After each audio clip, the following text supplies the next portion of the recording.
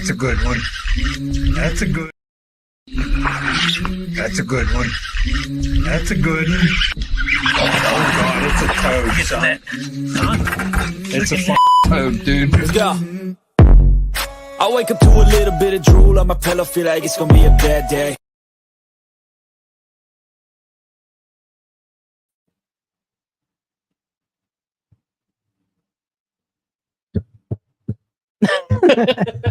What's going on, friends of the One Cast? Welcome back to Fishing Friday Live, the last Friday in the month of July. How you guys doing? Doing well. You doing good? Oh, yeah. You doing good enough to head on over to onecastfishing.com and use the code TheOneCast to save 10% on What's up, all the snagless jigs, weedless snathead, soft plastics apparel that you have, Ben, on the website, to include the podcast apparel, which none of us are wearing tonight. Shame on us. But if you What got, are you talking about? You Oh, yeah. blind? oh yeah, I'm sorry. I thought we were wearing matching shirts. My bad. But guys, show support to those who support us the most. Head on over to OneCast Fishing. Use the code TheOneCast. Save 10% at checkout. Oh, by the way, while you're doing that, head on over to CarolinaWatersNC.com. Use the code TheOneCast to save 20% on all your apparel, from gloves, all the UPF shirts, the hats, the neck buffs, all that good stuff to help you stay protected from those UV rays. And speaking of being protected from the UV rays, I'm holding a pair of Hobie floating frames right here. These are the ones I use in dirty water conditions based on the lens color. And I'm going to slaughter the lens color, so I'm not going to try. But head on over to Hobie Eyewear. Use the link that Pete drops in the description. You're going to save 15%. You're going to save 15% on your order of Hobie Eyewear. They got tons of different styles that you guys can choose from. These nice form-fitting glasses that we like to wear. They got lifestyle glasses. I know Ben rocks a pair of those. My daughter rocks a pair of them as well. They got prescription sunglasses as well if you need a little bit more specialized needs. But Hobie Eyewear is going to keep you covered and keep you protected from those harmful UV rays. Proud of you. Right? Just rock You did the all whole of thing it. and you didn't even mess up a single time. You got to talk because I'm trying to find the link. All right, Put me so on the spot. we're back. Fishing Friday Live. Honestly, there's not a whole lot of fishing, I guess, that's going on. I know iCast just got over. Ben, you just got back from that. And if you guys are What's up, David and Jeff?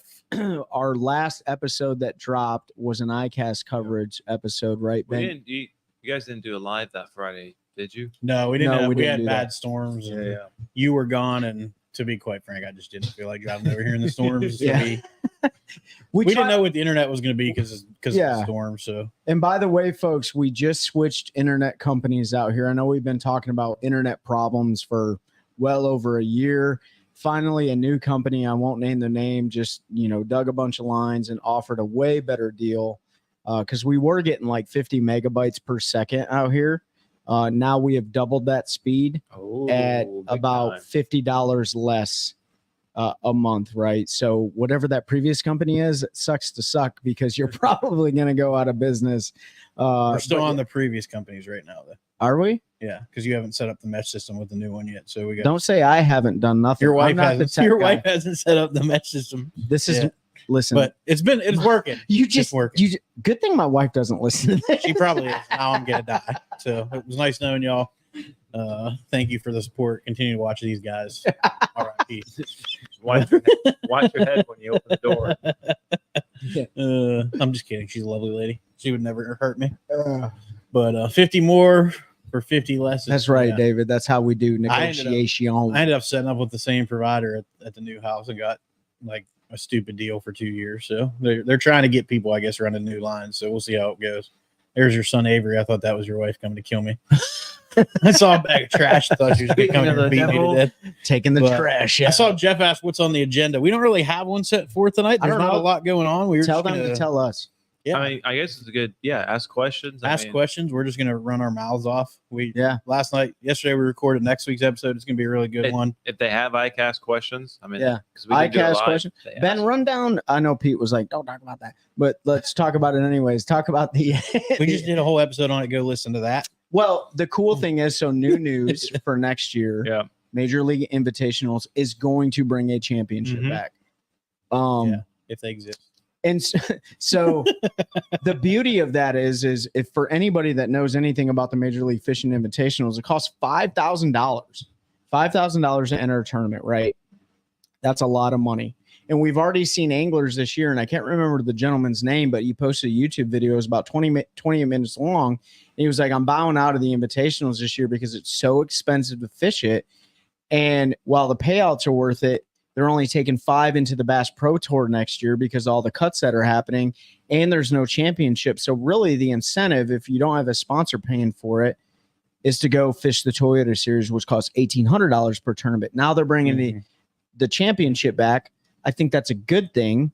But like Pete said, though, like, what's the heartbeat look like of that organization? The problem is the future will tell. You know? They raised entry fees for the invitationals 2 years ago. At the same time, they took away the championship. So they raised fees. They took away the championship. They lost a ton of anglers to the point where, and I try not to talk down on them, to the point where Major League Fishing had to invite co-anglers to fish the invitationals as boaters, not based off of merit, but just trying to fish the slots. Yep. And it's no knock on anybody that got one. Good for you. They were inviting people that fished one BFL to fish the invitationals. Right. So I think that damage is done at this point. I almost guarantee you they're going to raise entry fees again because they've got to now pay for however many are going to fish the championship, and they've guaranteed money in that. So they've got to make money to be able to pay that out. You can only bleed the BFLs, which is their cash cow, so dry, right? Yeah. To where it's not. People are going to quit fishing those. So. They did pick up a sponsorship about a month or two ago, and it was a pretty big sponsorship. I don't remember who it was, unfortunately. What's up, Brad? I was like, oh, that was Rodney. I was like, well, that's got to be some good news for him. They at least someone agreed to continue to do business for him for the next 4 years or however long it was. So yeah. I mean, at the end of the day, the guys that are fishing the invitationals, the guys that are fishing any of the Major League Fishing events, they're all good dudes, and they're all out there for the same reason. And the happy part about the news story is they're bringing something back that they have to look forward to, right? They have a championship at least to look forward to. Because there are so many limited slots going into the Bass Pro Tour. Yeah. Nobody really knows what the future looks like of that league. I hope it still exists because the less amount of leagues, then the less opportunities for the younger anglers to grow up into the industry and stuff like that. So, but at the end of the day, that's about the most new news that we have nationally in the fishing industry. And if you guys heard anything different, let us know. And then locally, right? We talked about this a couple episodes ago. We had some big old bags dropped, but now we had water increase over 2 feet on a lot of our local lakes here in the Piedmont region. We got a good buddy. We're not going to name his name, but he's out there right now. And he's like, man, it's tough. Right. And that's something I don't think we've really talked about that a lot. And to be fair, I don't really have a lot of experience with that. Maybe you guys do. Yeah. It's always going to be tough the first day or two. Yeah. When you get a quick rise like that, once it stabilizes, you're going to have some really good shallow water fishing for a couple of days. If you're fishing while the rain's dumping, then it can be really good. If you're fishing some of those runoffs and stuff in the back of the pockets, the bait fish and all of that'll pool in there because it's washing all of their food into there. And then once that steady rain and that runoff stops, it just kind of becomes stagnant for a couple of days. They're waiting for the water level to stabilize. You'll see the fish sitting super high in the water column, not really doing much. And then the feeding frenzy will be on, unless you get a high pressure system right behind it, and then that kind of messes things up. But it doesn't look like we're going to have that right off the rip. It looks like we're going to have a low pressure system settle in for a little bit. So Sunday, Monday time frame, it's going to be really good. Like Jordan Lake locally, I would avoid for the next 2 or 3 days because it's going to be super dangerous. Unless you're staying up north around Farrington, I wouldn't go south of the 64 bridge. Because that just gets so jammed up with debris, and it all runs down the river and eventually to the dam. So if you're thinking about going to Jordan, unless you have experience on it, I would not make this my first trip weekend, just because of that. And it's going to be really good Monday, Tuesday though. Yeah, you want to be out there fishing, but that lake, Harris will be stable. So if you are local and listen, you want to go have some fun, you can go out there, enjoy the last weekend of the slot limit on Sharon Harris Lake. Yes, I know. That is news. The slot right limit there. is gone as of 1 August from Sharon Harris. So if you've listened to us, we've talked about the slot fish. What is it? I forgot about it 'cause I don't 16 to care. 20. 16 to 20. So we're going out there Yeah, that day. 16 to catching 20. every- You have to throw back. They couldn't be waiting tournaments. You couldn't keep them to eat. What day is that? Well, didn't a tournament It's go out Thursday. there and you were like they They thought it had already they lifted. had already lifted and you like crushed their I dreams? crushed their souls. But I was like, one. It was actually Ben's club that he Yeah. fished. The Oh Bragg yeah, Bass it Busters. was. You know, Yeah. the tournament director was like, "Yeah, we get to go to Harrison. The slot limit weekend." I was like, "It doesn't start till 1 August." He was like, "Are you serious?" I was Who like, was "Yeah." it? Who I'll have to go back and look at the post. I can't remember. He was. I crushed their souls. They were all like, It took like 9 it pounds. took to 9 win. pounds. And I think they had like 4 boats show up after they found out. They had, yeah, I mean, no, they had a pretty. and listen, like, you know, we see it all the time on all the social media websites, whether it's like the Raleigh fishing page or whatever. People get so hell bent on people keeping bass, right? And eating bass. Go to Harrison, keep some bass. You need to go and because there is a ratio of predator fish to bait fish that exists. And if it's an unhealthy balance, you're going to stunt the growth of whatever species, right? Well, you can keep it healthy just through tournament catch and release more. Oh, yeah, but for you sure. don't have that with when you can't even put them in the live well and stress them out enough to die. Right. I'm not advocating for the death of fish in catch and release tournaments. It happens just catch and release immediately too. There's a certain mortality rate regardless of whether they're in the live well or released immediately. It's just part of the game. And yeah. so you'll get some of that byproduct because you're going to get some more tournaments to go out there now that's gone. I'm You're going to see a lot of like 15 to 17 pound bags, and weights are going to be super tight. And it's going to be a lot of fun to fish derbies out there for the next year or two. And then It'll hopefully peter we'll off. see people keep some fish and some of those numbers dwindle a little bit and they get a chance to grow. Yep. So it'll be interesting to see how quickly it impacts the fishery, but it definitely was much needed, as anybody that spent time out there can tell you. I will say this too. You guys, Good, Chris. How are you today, bud? Hope you're doing well. you guys may see it if you're local to the North Carolina area or wherever you're at in the country. Your local wildlife will typically post like a volunteer day where they're like planting vegetation and stuff like that. And I know these guys do too, but I plan on jumping in on some of those initiatives because I think they're really important to get the perspective of like the biologists and stuff that are, you know, planning habitat for our lakes. And, you know, once we jump into some of those, we're going to do another show and provide some of that feedback. Ted, for you guys. that's for you, Ben. He said, "Hey guys, great jigs. Want a clubber using your jigs for the first time. Keep up the great That's awesome. product. Hard to find good products that paint doesn't chip. Your paint held up with the Green Bay rock piles." So. Oh, that is awesome. Well, That's hopefully, good to hear, Ted, you Ted. use the code the OneCast. So on your next purchase, make sure you use the code. Jeff, the don't be OneCast. telling them about the rivers. I'm gonna be down there. Trey and I and Chelsea are gonna be down there tomorrow. We're gonna see if we can blow another lens out of a pair of Hobies tomorrow. Don't do it, man. I'm running. I'm running limited. But, right? Hey, and Ted, if you've got pictures from that weigh-in or something, and Tag one cast fishing, yeah. tag us in it, DM it to us. That way we can share it because that's awesome. David Fuchs, you said you wanted to hear something about tournament etiquette, so just elaborate on that So a little bit. I already know. I it's- sort of do, but I want them to say it so we Okay. can answer just to make sure we're tracking. Because there's a lot that goes into tournament etiquette, right? Like I had 16 pounds last weekend. It's a Did good- you fish the Roanoke or the Chowan, Jeff? If you don't mind telling me. I'm going to try to fish the Roanoke because I want to frog my spots. But if And it's Jeff, blown- if it's wherever you blown fish, out- go ahead and drop the waypoints right here in the chat.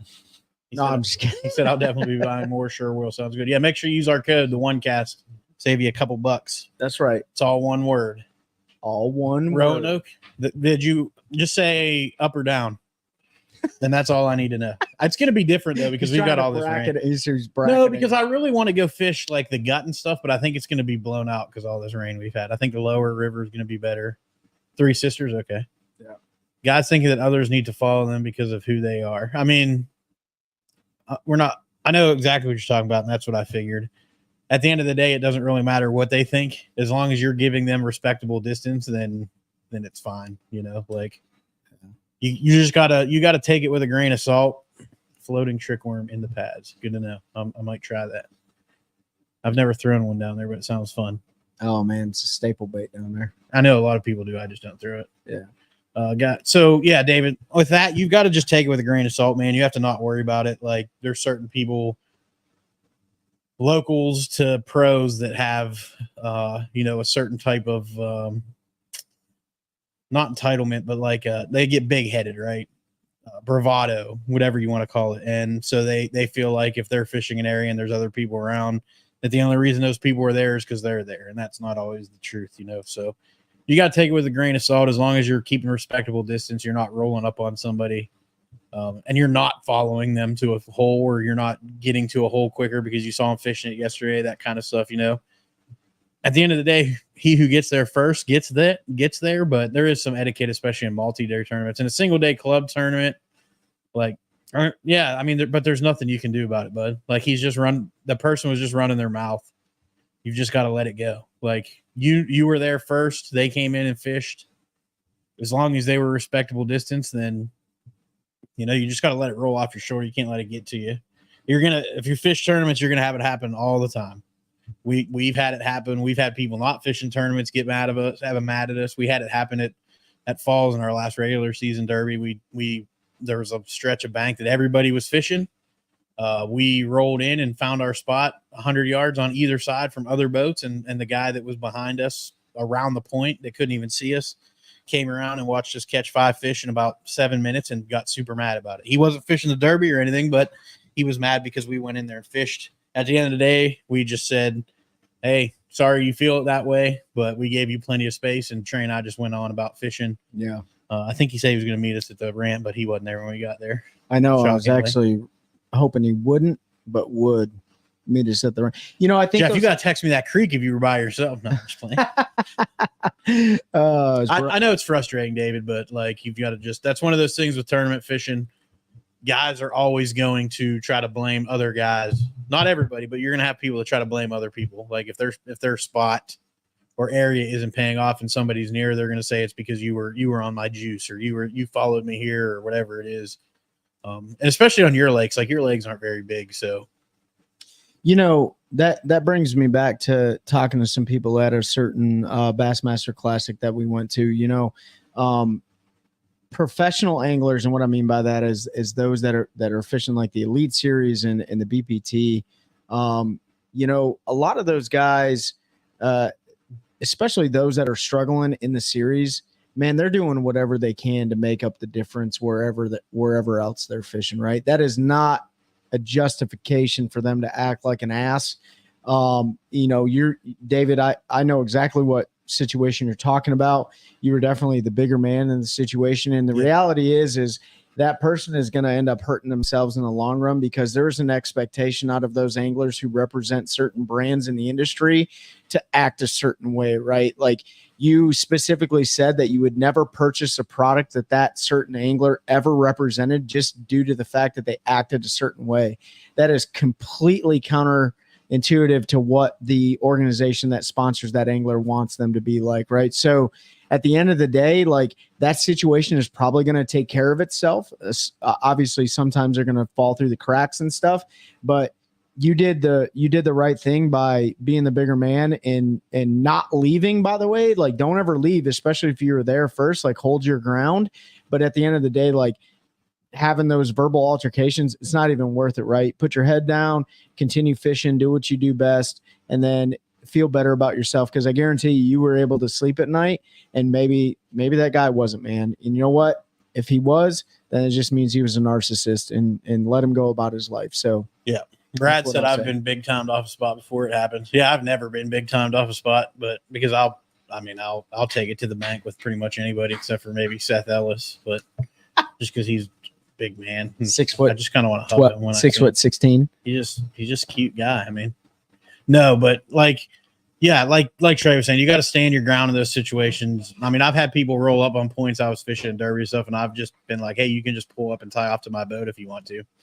Like, if you're going to fish that close, we might as well fish right next to each other. Trey does it all the time. He rolls right up on me when I'm smashing fish, and I got to deal with him sitting there. Jeff, don't listen to him. I sent him all my waypoints. I like Ted's. I was going to get to Ted. Yes. Yeah, So Ted said use it to your advantage. If someone cuts you off, just stay behind them. Play the mental game. I've had guys cut me off, use it to my advantage to pressure them off the spot by going around them or catch the fish they leave behind. Find a way to fish it to your advantage. Tournament fishing is 95% mental. Yep.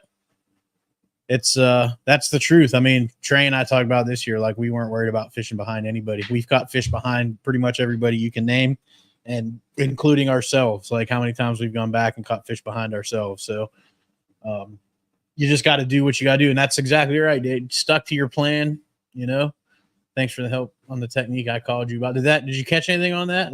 You gotta let us know because I don't think you let me know. He caught short and some catfish. Okay, But- at least you got bit though. But you know what though? John boat versus bass boat wasn't winning that one. Also wasn't fishing for anything. I'd rather zero on a derby and feel good about myself than do something unethical or immoral and cut somebody off and catch them.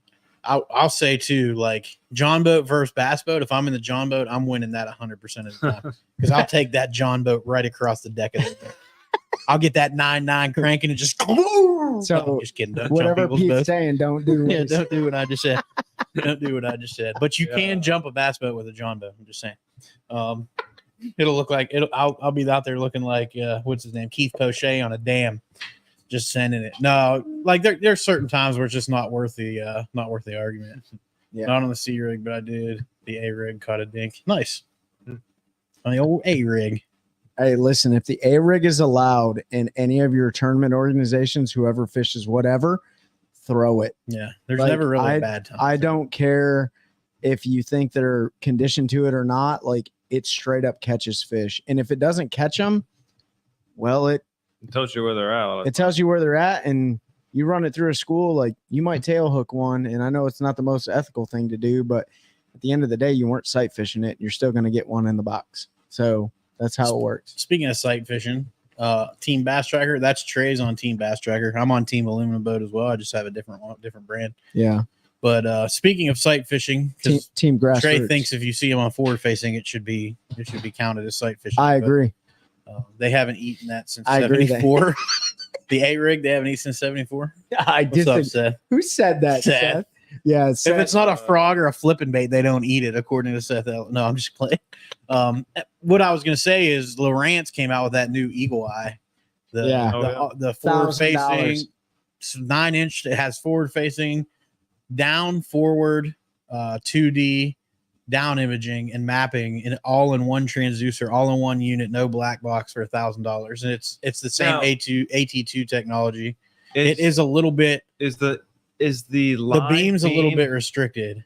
It's not as wide. To so- me, it was like when Garmin came out for a while there. They had like I don't know what they call it. I call it Life Scope Mini because it was like it was half the beam Yeah. and it of the no, so, it's only like like 3/4 of their. So it's okay that yours So it's is just a little bit smaller. it's okay But for that it's- $1,000, you can't even buy just the transducer for that price. You know what I mean? By the time you get transducer black box, you're at $2,500. Then you need $1,000 graph. You're at $3,500. Now $1,000, you can have a 9-inch with forward facing all in one. So they've made it affordable. It might not be movie quality because you do knew have. what I was getting. I was getting there. Because your beam is smaller. It does have a smaller what What's do they up, call Tony? it? The beam angle or whatever. So it's a little bit restricted, but still, if for me, I'm not as good with it like as Trey and Ben are. Trey and Ben actually use it. They'll see fish, they throw them, they'll watch their bait. Like I use it to look at what I'm doing, and if there's fish there, I fish for them. Like Seth is the master. Seth is the master at scoping right now. Jighead Minnow, he's got the Jighead camera. Minnow, Seth Ellis, forward facing sonar. You heard No, it here. no first. takesies, backsies. You heard it No, here I'm first. just kidding. Tony's been on the lake all day. I'm jealous. We'll be out there tomorrow. We're gonna leave about 300 and make the 2.5 hour drive to. I said 10-4. I said, you in? He said, 300. I said, yes, sir. Seth, you meeting us at the river tomorrow? We go run that nitro around. No, Seth has already committed to being a good father. Oh, So your kids would like it. you can't even make him feel bad right now. Your kids would like it at the river. But no, it's so yeah, the forward facing all in one it's called like Eagle Vision or Eagle something. So it's a Yeah. pretty cool deal. Eagle Eye or something. No black box, like $1,000 gets you into a forward facing. Then they have a 7-inch, it's a little bit cheaper. So you can get either a 7 or 9-inch.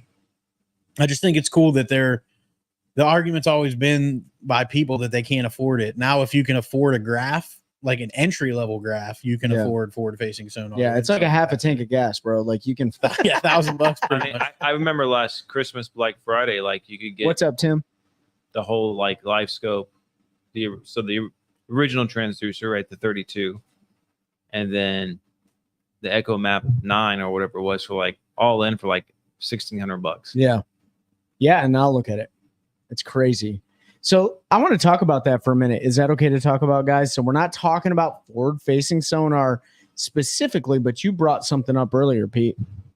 I think we actually had this conversation. It's pretty funny. It was the three of us and Seth chilling here in the garage, and we were talking about that. But we were talking about if you can see a bass on forward-facing sonar because it is live, right? We've already had this on a live. Did we have this on a live? Yeah, you're going to talk about how you think it's snagging if they're not in the mouth.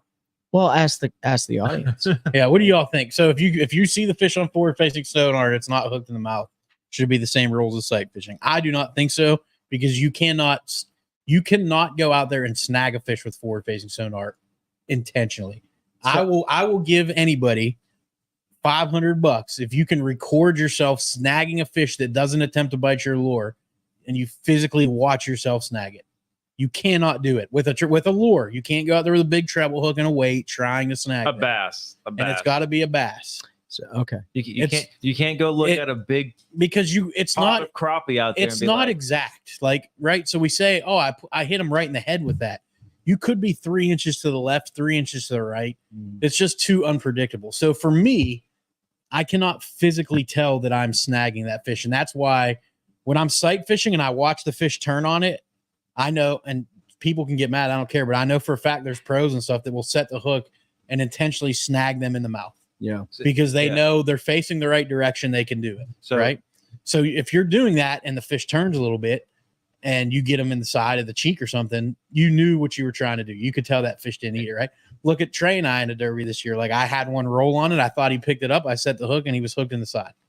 Pete's right, because if you look on the screen and you see your bait falling down, it doesn't mean it's like right next to it. You don't actually know what side it's on, because so that beam, I think on live scope it's 135 degrees like vertically, and then I think it's like 35 degrees wide. So the farther you go out, there's a bigger distance there, and you can do the math to figure it out. But if you're looking like 100 feet out and you cast out there, and it may look like on the screen that bait hit the fish in the head, but it could be 4 feet to the left of it. Now, let's put this into context, though. You talking about forward-facing sonar being vertical. Mhm. Let's talk about scout mode or perspective mode when you're fishing for them off the bed, like Scott Martin was doing on Okeechobee. And when you have that beam going out like that, There's still a delay to where you can't snag them effectively. but if you're visually seeing them and you feel a thump on the line and you set the hook and it's hooked in the side, should that be a legal fish catch? Right? Yeah. Because You if didn't you see phys- that you didn't watch it eat it when with you're your eyes. physically seeing them when they're on the bed, no sonar, and they flash on it, and you hook them, and you thought they were in the mouth, and they're snagged, they got to go back in the water. Yeah, because I can see them. That's what I'm saying. I can't see them on forward. It's not the same. There's a delay there. So it's different. You can't at some point, then you're going to say, even if I'm not using forward facing sonar, but if I use my down imaging and run over a school fish and I know they're on a point and I throw a crankbait and I hook one in the side because it swats at it, I knew that fish was there. Now I sight fish it. But that's not live, though. Doesn't matter. It's the same principle. If you're using electronics, it's different than seeing it with your own two eyes in the water. That's my opinion. I get what you're saying. And guys, just I totally get what you're saying. there's totally no right and wrong No, answers. no. It's just like, when you're talking about evening the playing field and making a rule straight across the board, which was like one of the very first episodes that we ever talked about on this. And it is a podcast. rule if it's bed fishing, even if they're using forward facing and it's snagged in the side, they can't put it in the live well. Good. So Right. if it's bed fishing, That is a rule right now. it is a rule right now. Yeah. Well, It always has I'm been. behind the power curve with the rules, but Because everybody thinks the rule's written as sight fishing. It actually is written as Off bed the fishing. bed, right? Fishing. So if you're fishing for a fish on the bed and it's not hooked in the mouth, yeah. because that was the argument, and that's what caused MLF and why they haven't gone back to another smallmouth fishery, because those guys were spotting them and then they were going way back and they would have some cue to where it was at, so they couldn't physically see the fish, Yeah, that was so they were the catching title them of it. hooked in the cheek and stuff. Mhm. And Well, that was the issue with what's his name and this year on Bass Uh, in Florida. Corey St. John's. Johnson. Yeah. yeah. I mean that wasn't even using sonar. Well, he said he was using sonar, right? Yeah. Yeah. Well, it's interesting. I mean, you hear the conversations all the time, like, and For me, I'm in agreement if it's bed fishing, Trey. If you're bed fishing with forward facing sonar, yes. if you're open water Yeah. fishing with I think there was some confusion there. I was just lumping it all. When into I say one. sight fishing, I mean bed fishing. Yeah. Because like and that's because you could be sight fishing for fry garters and stuff, without forward facing sonar and stuff like that. They're gonna eat anyways, by the way. But Ted said he sent a couple pictures to you, Ben. He just started using your jig. Any thoughts on a 1/4 ounce finesse snaggle? Since I know he's been asked a million times about it, and It's there's a lot of products I want to be able to do and come out with. It's just one step at a time. So that's yeah. right. Well, everything takes money, and resources, and time, and things like that. And you know what? Like you look at certain companies and they try to scale too fast, and then they end up tanking. Yeah. Right, because they don't have the capacity to keep up with 57 different products. But if you make 4 or 5 products really well, you roll with that, right? I mean, so like 1/4 ounce for sure. Like a little 1/4 ounce football head, little 1/4 ounce flipping, or even swim jigs. A lot of people want shaky head on a similar design you can do with the snaggles. I mean, there's like tons of different lead products, even spinner baits, buzz baits, if you wanted to go that way too. But so it's just one step at a time. water clear or dirty. If you're a good bed fisher and you catch fish more than once and get it in the mouth before you put it in the box. Yeah, for me it doesn't matter if it's clear or dirty. I'm gonna catch them off the bed if they're on it. Good. Yeah, you're right. Good bed fisherman. What's the only bait? The only bait's a D-bomb. White D-bomb, White baby. D-bomb's all you need. I mean, I've proved it time and time again. I did switch it up a couple times You this year did. and go a little bit more natural. You used a Crush City this year, didn't you? Not on bedfish. Oh, no, I it was use a it on missile some baits, post right? spawn, but Yeah. Another missile bait. different missile bait. Yeah. As far as catching fish more than once, a big female you're only gonna get one swing at. Like if you get a big female snag in the side and you get her to eat again, you're a god. Typically, they don't go back to the bed. They start that circling way off, and you're pretty much done. A male that's locked on, you can catch that joker 300 times if you want to. I mean, I've had a male on the same bed because it was at my house. So I saw my backyard there for 2 weeks. I caught him about a dozen times. Yeah. Over that 2 to 3 weeks. He's the longest fish I've ever seen on the bed. You want to know? So, I mean, I feel like I learned this, but I already knew this year. So in our last regular season tournament event, Pete and I sacked up 16, 17 pounds in about 27 seconds, which we thought was great. We got our asses kicked, by the way. Wasn't even nothing compared to what the winners had. It was good enough. But it was good enough for AOY, right? That was all we needed, bro. But somebody came back to the weigh-in after that, and he talked about, man, it was at the end of the day, and I found tons of fish on the bed, but they were in like one section of the lake. That's a lesson learned for me. I know it is for Pete, right? You have to diversify your plan and not get pigeonholed on something. Obviously, we had a pretty good plan that tournament, but it really helped me like break out of that a little bit more out of that mindset. Like it was going to be one, or you're going to be able to close the deal one way. Because if we would have failed, if we wouldn't have caught him on that deal that we caught him on, we'd have been screwed, right? Potentially. Oh, no, we were screwed up. Oh yeah, 100%. Once we caught all our fish by 7 a.m. and never got bit again. And it was 100% God's plan. Like it was meant to happen. It was meant to happen, right? But it was really cool to like hear the guys come back in that last regular season event and be like, yeah, man, I caught him in 8 to 12 foot of water. I caught him in a frog. I caught him off the bed. And it was like, holy crap. Like I didn't even look for that. So that's a lesson learned. Well, it's funny because if you remember at one point we went up into a little creek arm and we were like, what if we just roll up in here and there's like a 6 on a bed? On a bed. Like that last, because it's still June and they still spawn. They still spawn mid-June here. You'll find some on the bed still. And we were like, what if there's just one in here? And there wasn't. And we got back and then that guy came up. He was like, man, I found like 15 3-pounders on the bed right with an hour. We could have used those. I was like, yeah, that would have been nice. Thanks for calling me. But no, I'm just kidding. But like, yeah. Don't ever pigeonhole yourself unless you're 100% sure based on your confidence that it's going to seal the deal.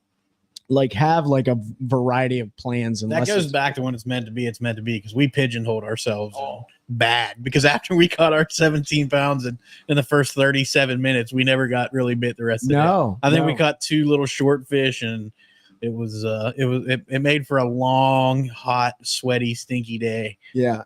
But we did what we needed to do. And that's what separates a lot of the guys and gals from the others is like they're optimistic or they go searching, right? Or they use like one day of the tournament as a practice day, right? You see that a lot of times where they're like, you know what, I'm going to catch what I can catch real quick and I'm going to go use the rest of the day to practice. Practice could be in the beginning of June looking for beds, man, and it could play a factor. And I kept replaying that for some odd reason over the last couple months in my head, and I'm like, I can't believe I didn't even think about that. You know, that makes me just like straight like JV Bush League type stuff, and I want to break out of that. So be better than us. Be better. I don't think it makes it Bush League. Like the bite we had was really good leading up to it, and we just It's like the water changed and Yeah, the stupid Army Corps didn't update water levels, and we didn't recognize it we till didn't later in the visually day. recognize it. Until it was a little bit later in the day how much it had dropped, and had it not dropped, I think it was a completely different day for us, you know. Yeah. But and it also sounds like the bed deal was kind of a fluke. I don't think it was Yeah. a fluke. You just had Because- he went to an area because he had a history on the lake where he knew they spawned late. So if you had, there's like, I know there were spots on Harris I could have gone the third week of June and I could have showed you fish on the bed. Yep. I know there's spots on Jordan I could have went the third week of June and showed you fish on the bed. Like if you spend time on the lake, you know those areas that tend to spawn a little bit later. So I don't think it was a fluke, but it was a lack of lake knowledge, knowing like, oh, Yeah. hey, this is typically It's one of those little like special 3 deals weeks that- behind the rest of the lake. And if you come in here, those late spawners is where they're going to be, right? Yeah. And he said I specifically went in there to see if they were there. And he's like, and I rolled in, and it was like, And they there's were a there. 3, there's a 3, there's a 3 with a big female, there's a 3. And he's like, none of them would bite. And then finally I got them to start biting, and I had to come back because Yeah. time was up. So Yeah. it was one of those deals. Like, and I don't think, like I said, I don't think it was Bush League, because what you found in practice, I would have 150 million% done the exact same Yeah. thing. There was no need to look for anything else the way, and we found a frog bite, and like, Oh. it was all day, the day before, 2 Yeah. days before. Yeah. And then they dropped the water level because of Memorial Day overnight, and it sucked those fish off there, and we just got lucky. Yeah. It But- just goes to show you that there's so many things you got to pay attention to in this like little sport. And I think it ended up getting one offshore.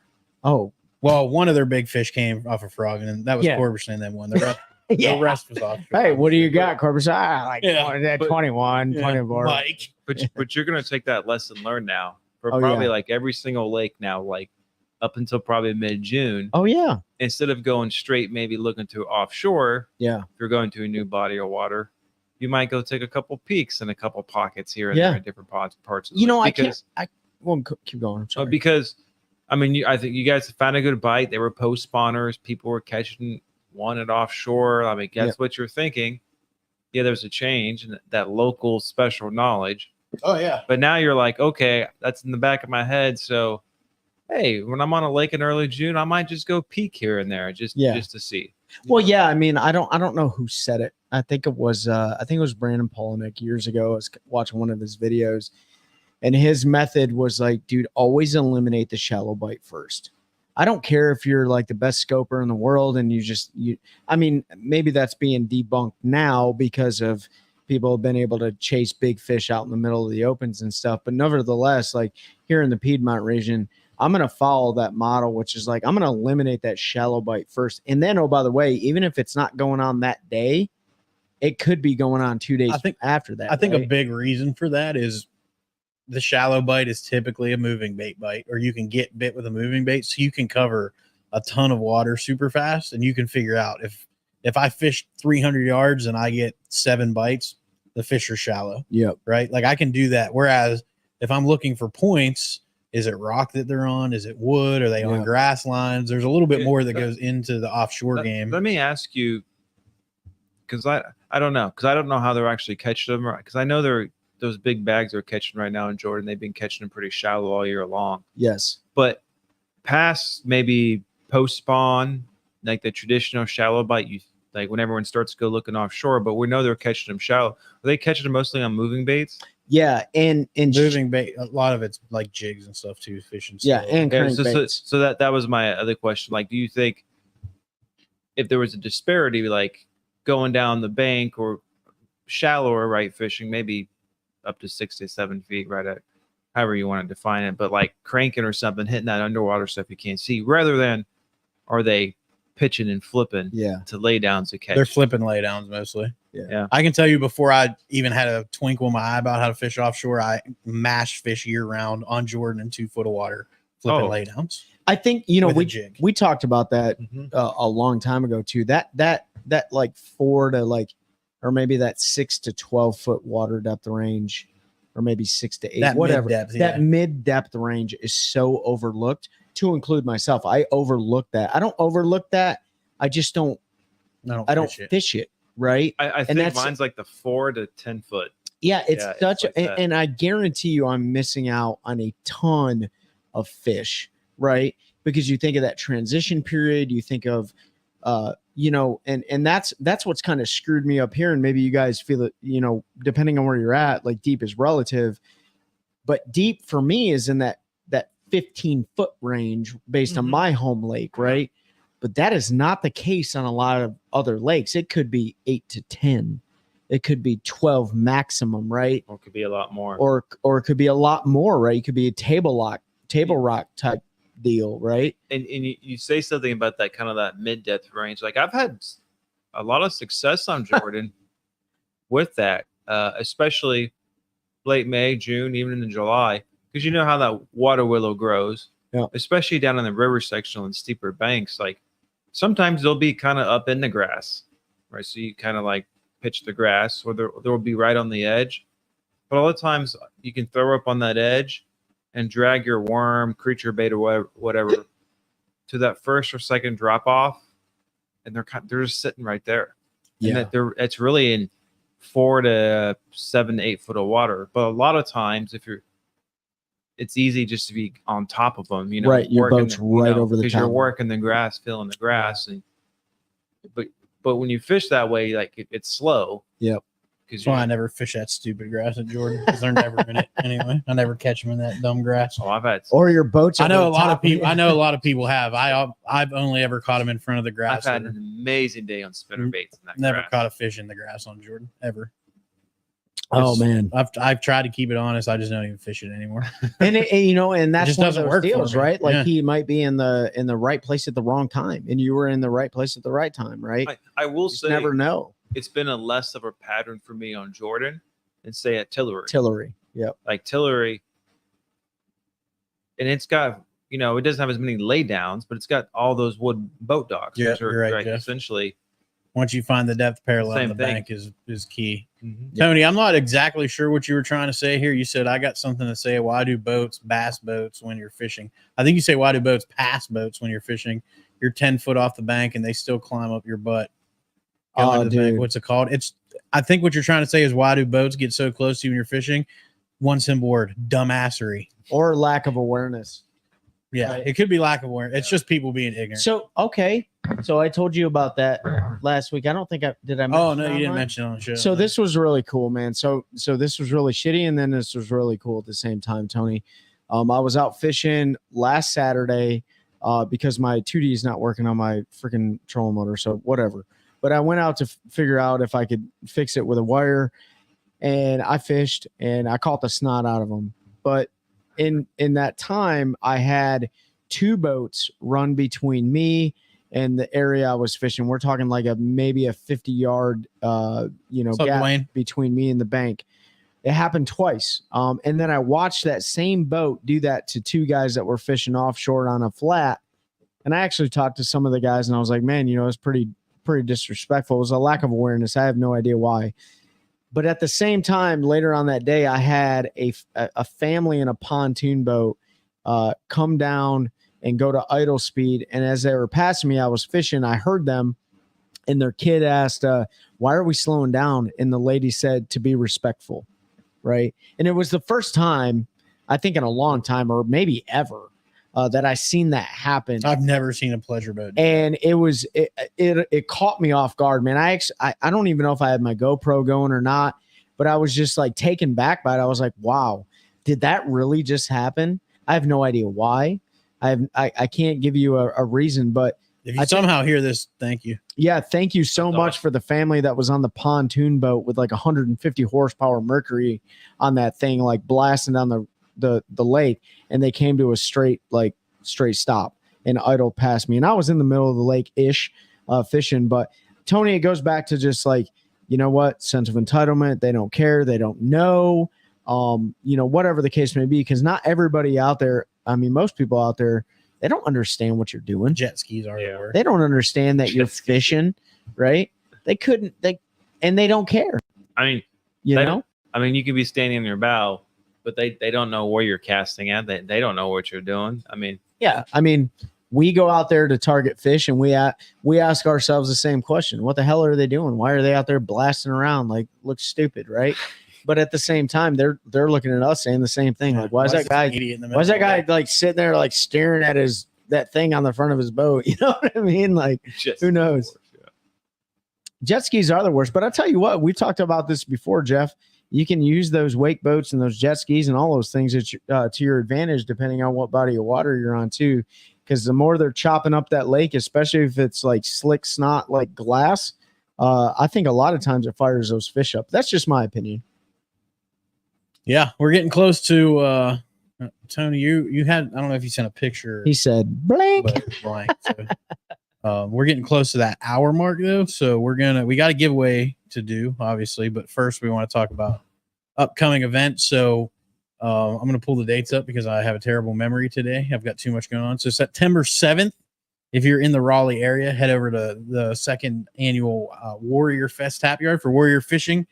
It's at Tap Yard in Raleigh. It's a cool brewery. We're going to be there doing Fishing Friday live from there on September 7th. I worked it out with the venue. We're going to be set up, running the live from there. There's going to be food. There's going to be some bands. We're going to have some giveaways. I think, Dwayne, if you're still on, I think there's going to be a cornhole tournament or something like that going on. Down. So it'll be a good time. It's always a ton of fun. So make sure you check that out. Mark it on your calendar. September 2nd, the second annual Warrior Fest at the Tap September Yard. 7th. September 7th. Yep. See, I was reading it and I still messed up. September 7th. It's because November 2nd is the Warrior Fishing event, which is an all species tournament. It's on Sharon Harris. It's just they're going to pair you up with a warrior and you're going to go out and go fishing. And you can bring in crappie, you can bring in bass, you can bring in catfish, whatever you want. There'll be giveaways, there'll be food. I'm gonna go snag one of those giant carp. Yeah, I'm gonna bow fish them. I'm gonna get one to eat a pop. Dwayne, can we do that? Can we just bow fish carp? There's gonna be food. There's gonna be awards and prizes, all of that fishing. So make sure you check that out. That one's November 2nd, and then the very next Friday, which is what, the 8th, I think, is the Special Operations Bass Anglers. It's on Veterans Day Friday. Which is, Trey's going to tell us right now, November 8th. So that would be November 9th. 9th? Yep. Oh, no, November 8th. I'm sorry. So it's Friday, November 8th, and that is in Lake Norman? Lake Norman, yeah. We'll have to check on that, but current rules say pool catching only. All right, yeah, we'll have to look into a bow fishing. Fine, Dwayne. A bow fishing division. Most of dead grass carp wins. But yeah, so then the following weekend, you can go support our friends over at Special Operations Bass Anglers. We will all be there. Mike Johns will be there. Our boy from New Jersey will be coming down. David Hughes, his wife. Christine will be down fishing Mama that. Fuchs. They've got a friend coming down to fish it, and his wife. So it is going to be a blast. Seth Ellis will be there. He's going to fish. Seth's going to come over and fish it. Yeah, we just tagged him for that. Yeah, Seth will be there fishing it. It's going to be a blast. Like we'll be over there for. We're going to get the house, I think, Thursday, Friday, Saturday. So we'll pre-fish a day, and then we will fish tournament, and then we'll fun fish Friday, and maybe fun fish a little. We'll fish tournament Friday, fun fish Saturday, maybe fun fish a little bit Sunday, and then head on out. So looking forward to that one. Lake Norman that time of year with the spots is a ton of fun. It can be a straight just top water sleigh fest if that's what you want to do. Bonanza. You can catch them on an A-rig. You can catch them on jig head minnow. You can catch them on a jig. Shaky head. Pretty much whatever you want to do. Snagless jig. Just like I was going to say. It might be Wednesday, David. I wasn't able to book it yet because of buying the house. So Trey's going to book it. I got to send him the info. If Ted's still on, I got his message. So yeah, here, it'll be Wednesday. And the pictures, their smallies are awesome. They came off the jig. Got some brown fish. Yeah, check Nice. those little Well, smallies. congrats. There. We'll definitely Ben will share those, and then we'll take a look. We'll be posting once he gets those posted up. So yeah, Special Operations Bass Anglers November 8th, Take a Warrior Fishing November 2nd, and then the Warrior Fest September 7th at Raleigh Tap Yard. If you're in the area, be there, come hang out, drink some beers, Or be square. eat some food, and all of that stuff. She can look at houses. The problem is 99% of those houses, you can't fit boats in the driveway, more than one, if you can even get one. So the one we have, we can fit. Well, we had dang like 7 boats there Dude, last we year. had We had boats lot of everywhere. boats. Yeah. So we'll get that one. They give a veteran discount. So Trey was going to call and put that And because I can't charge Army my card Army right now. veterans discount, David. Yeah, Army veterans discount. Not Air Force. No, I was kidding.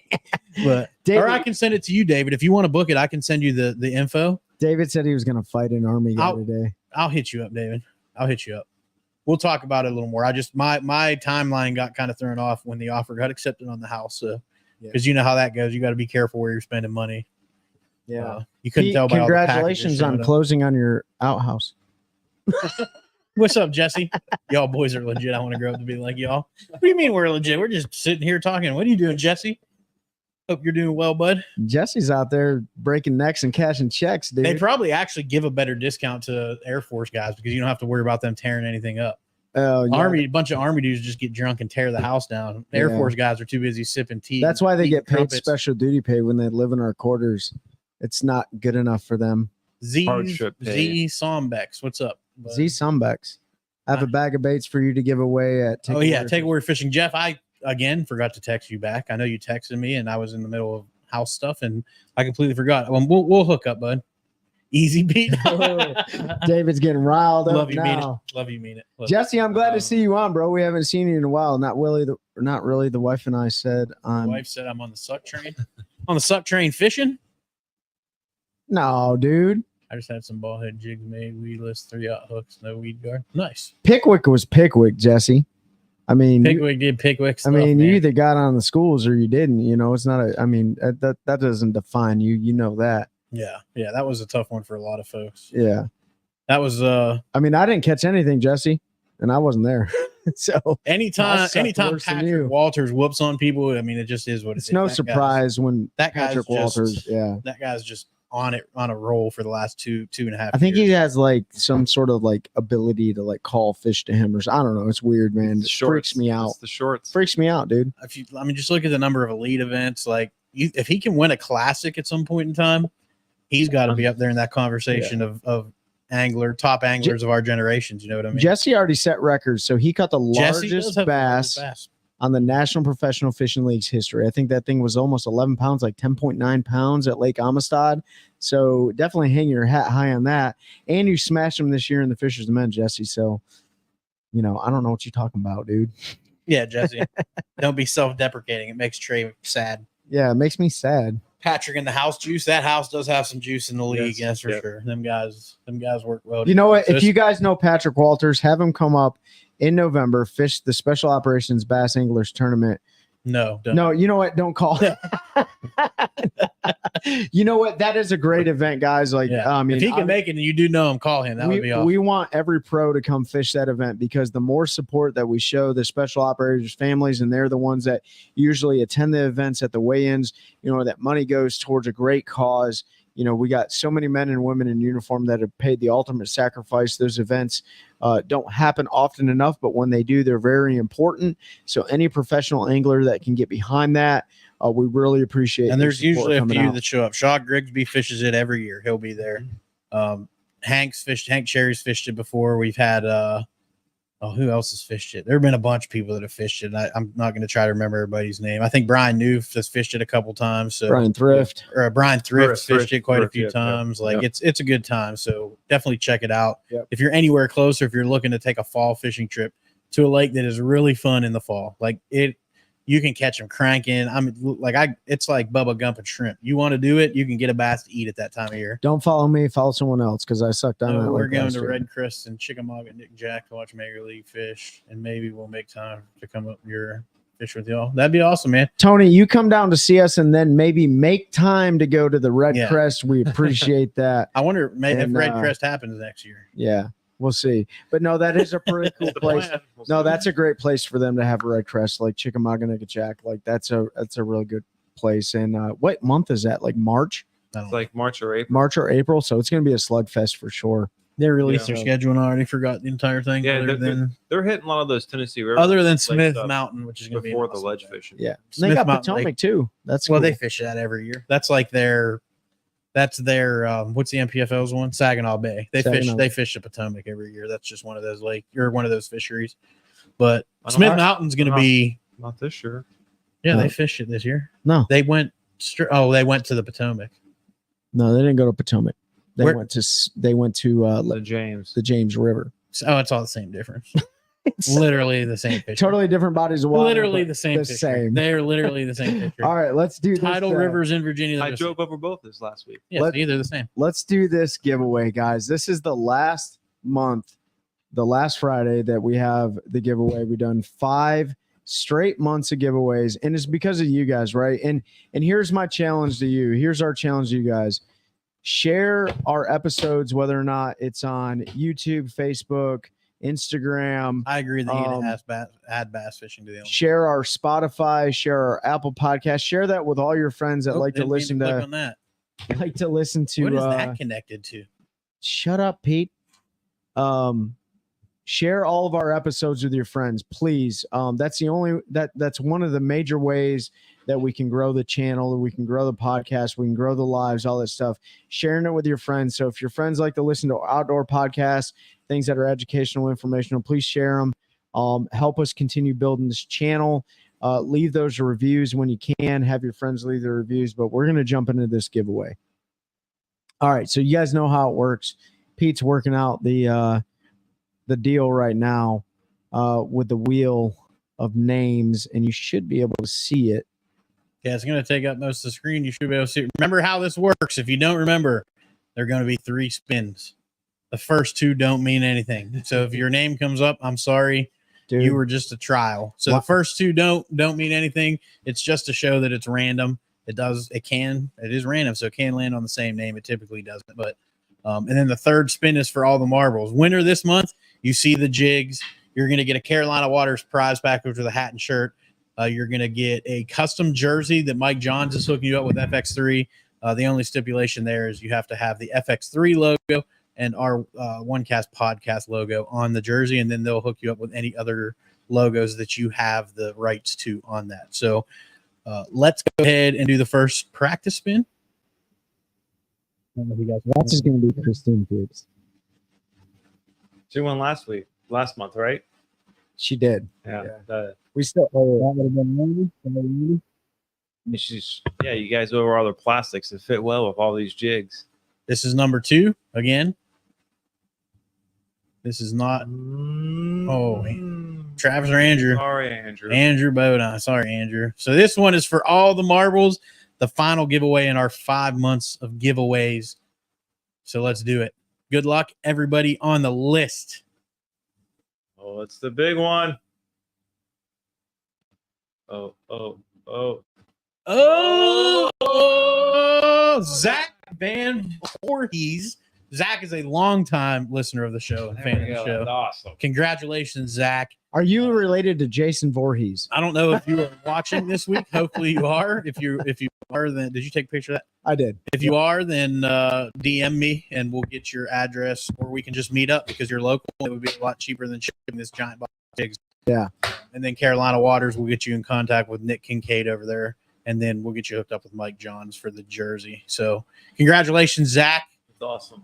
Congratulations, everybody. You want one of what, Dave? You want one of the jerseys? We can get you connected with Mike. He can definitely that's too make that easy. happen. Man, super excited. I appreciate everybody being here. Again, make sure you check out the Warrior Fishing events coming out, warriorfishing.org. Make sure you check out Hero Harvest and everything they do. That's the 501c3 that Trey works with.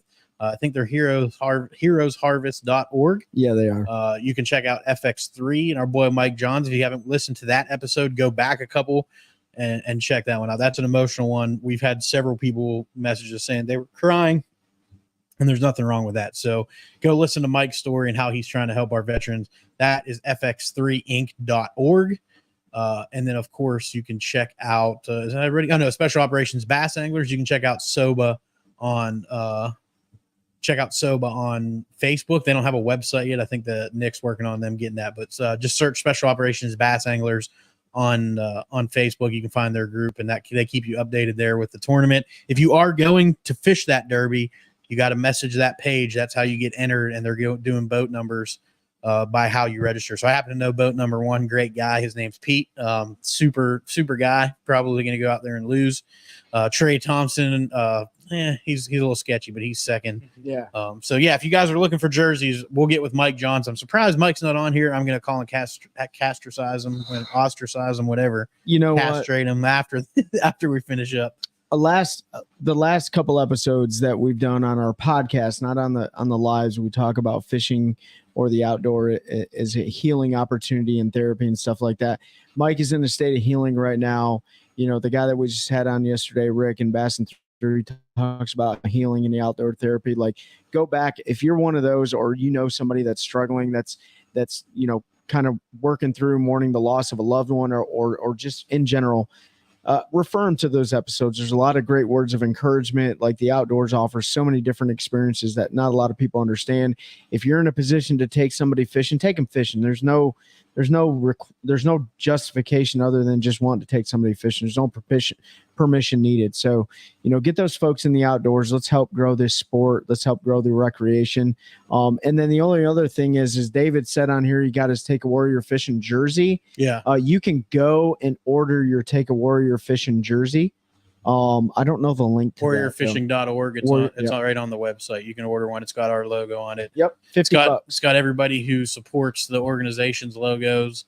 One Cast Fishing's on there. There's a bunch of good companies on there. $50, and the proceeds all go to helping us continue to run events, helping us get warriors out on the water. So yeah, love y'all. Appreciate everybody being here tonight. Stay safe out on the water if you're getting there this weekend, and help us continue to grow a culture of anglers, helping anglers one cast at a time. That's a good one. That's a good one. Oh God, it's a toad, son. It's a toad, dude. Let's go. I wake up to a little bit of drool on my pillow, feel like it's gonna be a bad day.